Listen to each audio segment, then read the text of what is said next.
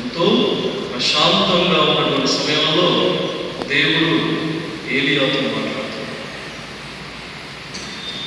భయంకరమైనటువంటి తుఫాను వచ్చింది, భయంకరమైనటువంటి భూకంపం కలిగింది. కానీ దేవుని యొక్క స్వరం ఆ సమయంలో ప్రవక్తకు వినిపించింది. కానీ ఎప్పుడు వినిపించింది అంటే ఇంత ప్రశాంతంగా నిశ్శబ్దంగా ఉన్నటువంటి సమయంలో దేవుని యొక్క స్వరం ప్రవక్త చూస్తాడు. ఇక్కడ నువ్వేం చేస్తూ ఉన్నావు, నీవు ఇక్కడ ఎందుకు ఉన్నావు అని ఆయన ప్రవక్తతో మాట్లాడుతాడు. Praise the lord, praise the lord, praise the lord, praise the lord, praise the lord. అయితే ఈనాడు సువిశేష పట్టణంలో దేవుని కుమారుడైనటువంటి క్రీస్తు ప్రభు పేతురుతో ఎప్పుడు మాట్లాడుతూ ఉన్నాడు అంటే ఆయన కష్టాల్లో ఉన్నటువంటి సమయంలో మాట్లాడుతూ ఉన్నాడు, ఆయన ఆపదలో ఉన్నటువంటి సమయంలో మాట్లాడుతూ ఉన్నాడు, ఆయన తన యొక్క ప్రాణాలను కోల్పోతున్నటువంటి పరిస్థితుల్లో దేవుడు ఆయనతో మాట్లాడుతున్నాడు. భయపడకు, నేనే కదా, ధైర్యం వహించండి అని ఆయన అభయాన్ని వస్తూ ఉండేటటువంటి మాటని శిష్యులతో మాట్లాడుతూ ఉన్నట్లు మనం చూస్తున్నాం. Praise the lord, praise the lord, praise the lord, praise the lord, praise the lord, praise the lord. కాబట్టి మనందరం కూడా గుర్తుంచుకోవాల్సినటువంటి ఏంటి అంటే మన దేవుడు అందరి దేవుడు లాంటి వాడు కానే కాదు. మన దేవుడు మాట్లాడేటటువంటి దేవుడు. మన దేవుడు మూగవాడు కాదు.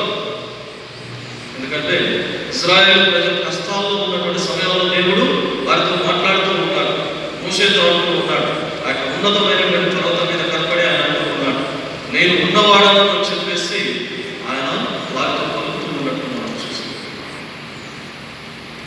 కావున మనందరం కూడా పాడుతూ ఉంటాం, మాట్లాడే మాట్లాడని రాయివి చెట్టును నీవు కావు, మాట్లాడే దేవుడు నీవు. Praise the lord, praise the lord, praise the lord, praise the lord, praise the lord, praise the lord. కాబట్టి మన దేవుడు ఎల్లప్పుడూ కూడా మాట్లాడేటువంటి ఆయన స్వయంగా పూర్వ నిబంధనలో మాట్లాడాడు. ఆ తర్వాత నూతన నిబంధనలో తన యొక్క కుమారుడైనటువంటి క్రీస్తు ప్రభువుని వారి మధ్యలోకి పంపిస్తూ మాట్లాడుతూ ఉన్నాడు. దేని గురించి అంటే లోక రక్షణ కోసం దైవ కుమారుడు ఈ లోకంలో ఉద్భవించాడు అన్నటువంటి సత్యాన్ని గురించి మాట్లాడుతూ ఉన్నాడు. చూడండి, ఈనాటి సువిశేషంలో మనం చూసినట్లయితే నీటిపై క్రీస్తు ప్రభు నడిచి వస్తూ ఉన్నాడు. శిష్యులు ముందు వెళ్ళారు పడవలో, వాళ్ళు వస్తూ ఉన్నారు. క్రీస్తు ప్రభు వాళ్ళకంటే ముందుగా వాళ్ళ వైపుకి నీటి మీద నడుచుకుంటూ వస్తూ ఉన్నారు. నీటి మీద నడుచుకుంటూ వచ్చారు కాబట్టి యేసు ప్రభు దేవుడా చెప్పండి, నీటి మీద నడిస్తే దేవుడు అయిపోతారా? అయిపోతారా? నాకు తెలిసినంత వరకైతే కాదు. రామ్దేవ్ బాబా కూడా లాస్ట్ ఇయర్ యోగా డే సమయంలో గత చెరువులో రోజంతా కూడా పడుకున్నాడు, శవాసన వేసేసి కాలు పడకుండా పడకుండా చేతులు కాలు చాపేసి అలాగే నీళ్ళలో పడిపోయాడు. అంటే ఈ ఆసనాలు వేయడం అనేటువంటిది, ప్రాణాయామం చేయడం అనేటువంటిది ఋషుల్లో అలవాటు, ఎవరైనా చేయగలుగుతుంది. అందులో యేసు ప్రభు చేయడం అనేది గొప్ప ఏమీ లేదు. కాబట్టి ఆయన అంత మాత్రానికి నిజమైనటువంటి దేవుడు అయిపోతాడా అంటే కాదు. నిజమైనటువంటి దేవుడు అనిపించుకుంటాడా అంటే కానే కాదు అని చెప్తూ ఉన్నాడు. అలాగే ఏం చేస్తూ ఉన్నారు అంటే ఆ తర్వాత నీటి మీద నడుస్తూ ఉన్నాడు. భయపడ్డారు శిష్యులు. పేతురు ఏమంటూ ఉన్నాడు, ప్రభు నేను నిజంగా క్రీస్తు ప్రభు అయితే నీ దగ్గర నడుచుకుంటూ వస్తాను అన్నాడు. ఆయన నడుచుకుంటూ వస్తూ ఉన్నప్పుడు మునిగిపోతూ ఉన్నాడు. దేనికి మునిగిపోయాడు అంటే ఫస్ట్ దేవుడిని చూసినప్పుడు భయపడ్డాడు, దయ్యం అనుకొని, భూతం అనుకొని. ఆ తర్వాత సముద్రంలో లేస్తూ ఉన్నటువంటి అలలను చూసేసి భయపడిపోతూ ఉన్నాడు. భయపడిపోయి నీళ్ళలో ముందుకు అరుస్తూ ఉన్నాడు, ప్రభువా నన్ను రక్షించండి అని చెప్పేసి ఆయన అరుస్తూ ఉన్నప్పుడు ప్రభు వెంటనే అతనికి చేయి అందించేసి పైకి లేపుతూ అంటూ ఉన్నాడు, అల్ప విశ్వాసం ఈవేళ సందేహించావు అని చెప్పేసి అంటూ ఉన్నాడు. మనలో కూడా ఇలాంటి సందేహాలు కలుగుతూ ఉంటాయి. నేను ఇంత కష్టపడుతూ ఉన్నాను, దేవుడు నాకు ఎప్పుడు సమాధానం ఇవ్వలేదు. నేను ఇంత కష్టపడి పనిచేస్తూ ఉన్నాను, పని చేయనటువంటి వాళ్ళందరూ కూడా ధనవంతులు అయిపోతూ ఉన్నారు, కోటీశ్వరులు అయిపోతూ ఉన్నారు. దొంగలు, అబద్ధాలు చెప్పేటటువంటి వాళ్ళు, మోసం చేసేటటువంటి వాళ్ళు, దోచుకునేటటువంటి వాళ్ళే గొప్ప వాళ్ళు అయిపోతూ ఉన్నారు. తల్లిదండ్రులు పరివర్తనం చెందేసి వాళ్ళు అభివృద్ధి చెందుతూ ఉన్నారు. కానీ కష్టపడి సిన్సియర్గా ఉన్నటువంటి నేను ఎక్కడున్నాను అక్కడే ఉండిపోతున్నాను, ఏ గుడిసె ఉందో ఆ గుడిసెలోనే ఉండిపోతూ ఉన్నాను అని మనకు కూడా అలాంటి సందేహాలు వస్తూ ఉంటుండవచ్చు. పునీతుల్లో ఒకటైనటువంటి గ్రెగోరీ అల్ఫోన్స్ అనేటువంటి పునీతుల గురించి చదివినట్లయితే ఆయన దేవుడు అంటే ఎంతో భక్తిగా ఉన్నటువంటి ఆయన క్రీస్తు ప్రభువు గురించి అనేకమైనటువంటి మహాగ్రంథాలను రాశాడు. ఆయన పీఠాధిపతిగా కూడా ఉన్నాడు. ఎన్నో ఉన్నతమైనటువంటి జీవాన్ని ఇచ్చేటటువంటి ప్రసంగాలను చెప్పాడు. కానీ చివరి 12 సంవత్సరాలు ఆయన జీవితంలో నరకాన్ని చూశాడు. ఆయన ఎలా అంటే ఆయన చెవులు పడలేదు, కళ్ళు పోయారు, తిన్నటువంటి భోజనం కూడా డైజెషన్ కానటువంటి పరిస్థితి, నడవలేనటువంటి పరిస్థితుల్లో పక్షవాతంతో ఉన్నాడు. చేతులు పడిపోయాయి, కాళ్ళు పడిపోయాయి, శరీరం అంతా కూడా చచ్చుబడిపోయి లేవలేనటువంటి పరిస్థితుల్లో మంచంలో పడిపోయి ఉంటున్నాడు. ఆఖరికి ఆయనకి భోజనం కూడా ఒక గొట్టం పెట్టేసి గొట్టం ద్వారా భోజనాన్ని ఇచ్చేటటువంటి పరిస్థితుల్లో చూసి చాలామంది అన్నారు, ఇంత మంచి వాడు, నీతిమంతుడు, చాలా గొప్పనైనటువంటి ఉన్నతమైనటువంటి స్వభావం కలిగినటువంటి ఈయనకి దేవుడు ఎందుకు ఇన్ని కష్టాలు ఇచ్చాడు, ఎందుకు ఇన్ని శ్రమలు ఈయనకి ఇచ్చాడు దేవుడు, అసలు ఎందుకు ఇవ్వాల్సి వచ్చింది ఆయనకి, ఈయన తప్పు చేశాడా, ఎందుకు ఇచ్చాడు దేవుడు, ఇలా ఎందుకు దేవుడు ఇలాంటి కష్టాలని, ఇబ్బందులని, సమస్యల్ని, ఆటంకాలని మంచిగా ఉన్నటువంటి వాడికి కలిగిస్తాడు అని చెప్పేసి అందరూ అన్నప్పుడు ఆయన చెప్తున్నటువంటి సమాధానం, ఈ కష్టాల ద్వారా దేవుడు నేను రాబోయే కాలంలో అనుభవించబోయేటటువంటి సుఖ సంతోషాన్ని నాకు తెలియపరిచాడు, కాబట్టి నేను వాటి గురించి పట్టించుకోవడం లేదు అని చెప్పేసి ఈ కష్టాల సమయంలో నేను దేవుడి యొక్క ప్రేమను చూడగలిగాను. దేవుడు నాకు ఇవ్వబోయేటటువంటి స్వర్గాన్ని నేను ఇక్కడే దర్శించాను. కాబట్టి ఈ కష్టాలను, నష్టాలను, బాధలను, ఇబ్బందులను, తృణీకరణలను అన్నిటినీ కూడా నేను సంతోషంగా స్వీకరించి భరించుకుంటున్నాను అని చెప్పేసి. ఎప్పుడైతే మనం విశ్వాసం ప్రకారం ఆ క్రీస్తు ప్రభు యొక్క వాక్యం ప్రకారం మనం జీవిస్తామో, ఆ క్రీస్తు ప్రభుని అనుసరించి మనం జీవిస్తామో, మన జీవితంలో కూడా ఇలాంటి కష్టాలు రావచ్చు, ఇలాంటి బాధలు వస్తాయి, శ్రమలు వస్తాయి. నువ్వు మంచిగా ఉన్నా కూడా అందరూ నిన్ను నిందిస్తూ ఉండవచ్చు. కానీ మనం ఎప్పుడు కూడా ఆ ప్రభు యొక్క చేయి పట్టుకుని వదిలిపెట్టాలి. మరొక పునీతుల యొక్క జీవితాన్ని చూస్తే మనకు తెలుస్తుంది. పునీత సిసిలియమ్మ గారు, ఆమె చాలా భక్తిమంతురాలు, చాలా అందంగా ఉండేటువంటి స్త్రీ, యువతి. అయితే ఆ ఇంటి పక్కనే ఉన్నటువంటి ఒక అతనికి ఆమె మీద బాగా కన్నుగా ఉండేటటువంటి వాళ్ళ తల్లిదండ్రులు కూడా ఆమెకు బలవంతంగా ఎలాగైనా వివాహం చేయాలి అనుకున్నారు.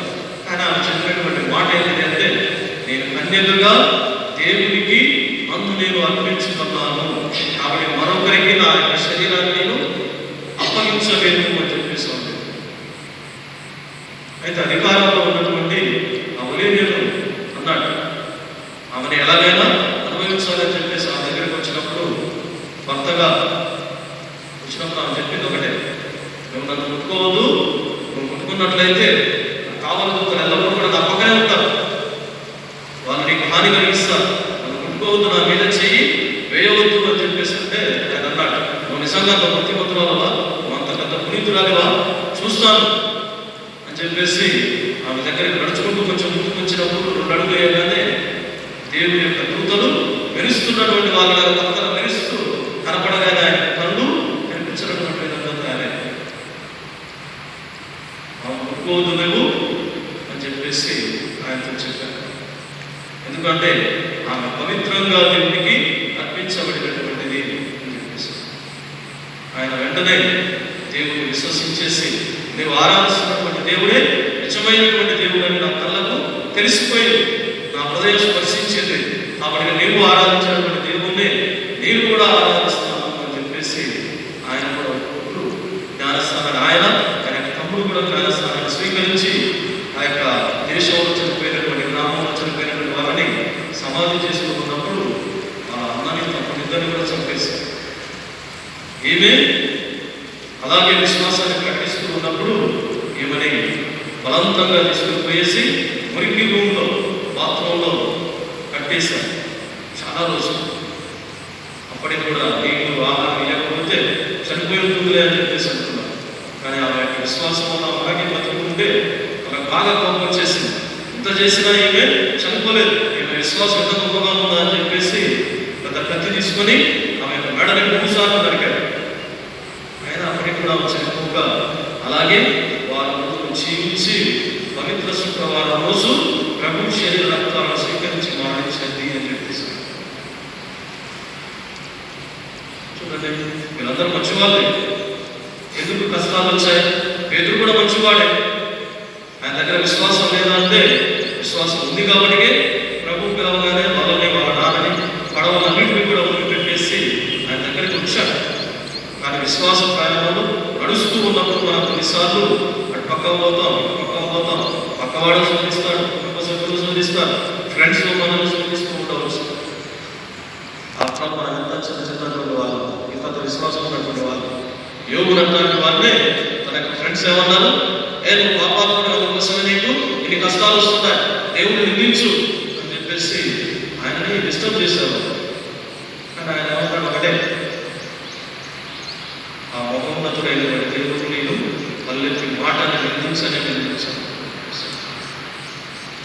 కానీ మనం విశ్వాస ప్రయాణంలో నడవడానికి కావాల్సినటువంటి శక్తిని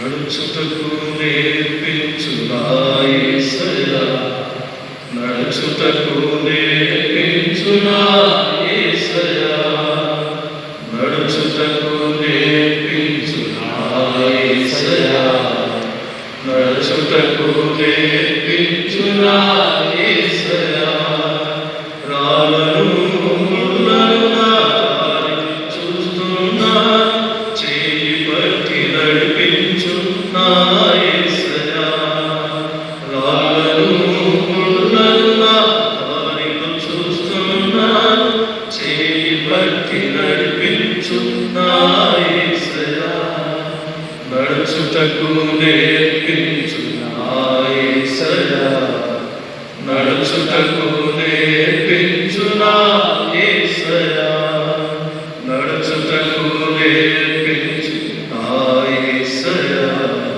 నడుచుటకు నేర్పించునా యేసయ్యా. Praise the lord. Praise the lord. తండ్రి వందనం, యేసువా వందనం, ఆత్మదేవా వందనం, ఏకదేవా వందనం. Praise the lord.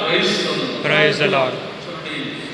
ఎప్పుడైతే ఆయనని నీళ్ళలో నుంచి బయటికి లాగాడో యేసు ప్రభు కూడా పడవలకి ఇక్కడ ఏమైపోయిందంట, ఏమైంది, గాలి అలలు అన్నీ కూడా శాంతించిపోయాయి అని చెప్పేసి.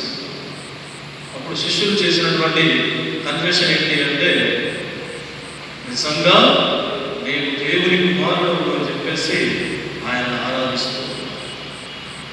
మన జీవితంలో మనం ఇలాంటివి చూసాము.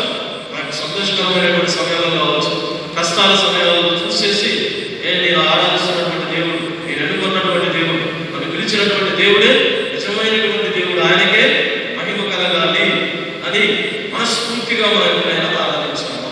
ఎన్నిసార్లు అనుభవించాము అలాంటి జీవితాన్ని, ఎన్నిసార్లు ఆయనని ఈయన నిజమైనటువంటి దేవుడని ఆరాధించాలి. మనం వెచ్చిలోబడి మన యొక్క కష్టాలని, నష్టాలని, బాధలని